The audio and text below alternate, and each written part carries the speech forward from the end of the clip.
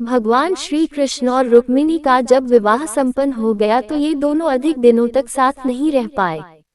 भगवान श्री कृष्ण और रुक्मिणी से एक ऐसी गलती हो गई जिसके कारण दोनों को 12 साल के लिए अलग होना पड़ा। ये समय दोनों के लिए बहुत कष्टप्रद रहा। बावजूद भगवान श्री कृष्ण और रुक्मिणी ने इस कष्टपूर्ण समय को भी प्रसन्नता के साथ काटा। अलग होने के पीछे ये बड़ी वजह थी। दुर्वासा ऋषि ने दिया था श्राप। एक पौराणिक कथा के अनुसार दुर्वासा ऋषि भगवान श्री कृष्ण के कुलगुरु थे। श्री कृष्ण दुर्वासा ऋषि का बेहद आदर और सम्मान करते थे। विवाह के बाद भगवान श्री कृष्ण को रुक्मिणी को कुलगुरु का आशीर्वाद दिलाने का विचार आया। रुक्मिणी की भी इच्छा जागृत हुई। शुभ मुहूर्त में भगवान श्री कृष्ण रुक्मिणी को लेकर दुर्वासा ऋषि के आश्रम पहुँचे।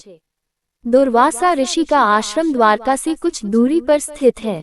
आश्रम पहुंचकर भगवान श्री कृष्ण और रुक्मिणी ने दुर्वासा ऋषि का आशीर्वाद प्राप्त किया और महल में आकर भोजन ग्रहण करने के लिए आमंत्रित किया, जिसे दुर्वासा ऋषि ने स्वीकार कर लिया, लेकिन एक शर्त भी रख दी। शर्त के बारे में दुर्वासा ऋषि ने दोनों से कहा कि जिस रथ से भगवान श्री कृष्ण और रुक्मिणी आए हैं उस रथ से महल नहीं जाएंगे। वे तभी महल में जाएंगे जब उनके लिए नया रथ मंगाया जाएगा।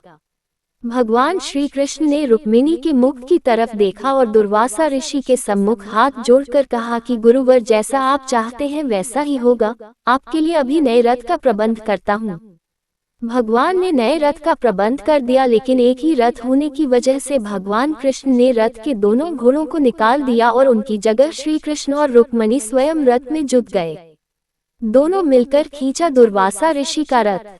ऐसा करने के बाद दोनों ने दुर्वासा ऋषि को रथ पर आने की प्रार्थना की। इसके बाद दुर्वासा ऋषि रथ पर सवार हो गए और भगवान श्री कृष्ण और रुक्मिणी मिलकर रथ को खींचने लगे। लंबी दूरी तय करने के बाद रुक्मिणी को प्यास सताने लगी।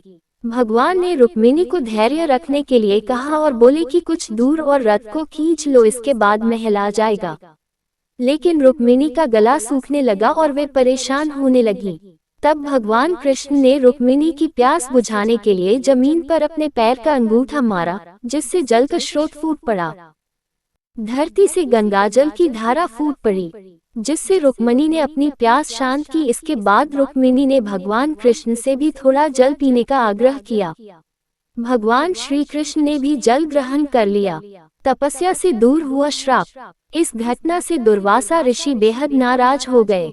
वे क्रोध में आ गए और बोले कि तुम दोनों ने अपनी प्यास बुझा ली, लेकिन मुझसे पूछना भी उचित नहीं समझा। तब क्रोध में आकर दुर्वासा ऋषि ने भगवान श्री कृष्ण और देवी रुक्मिणी को 12 साल तक अलग रहने का श्राप दे दिया।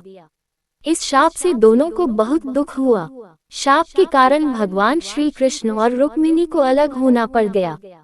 शाप से मुक्त होने के लिए रुक्मिणी ने भगवान विष्णु की कठिन तपस्या की, जिसके बाद वे श्राप से मुक्त हुई।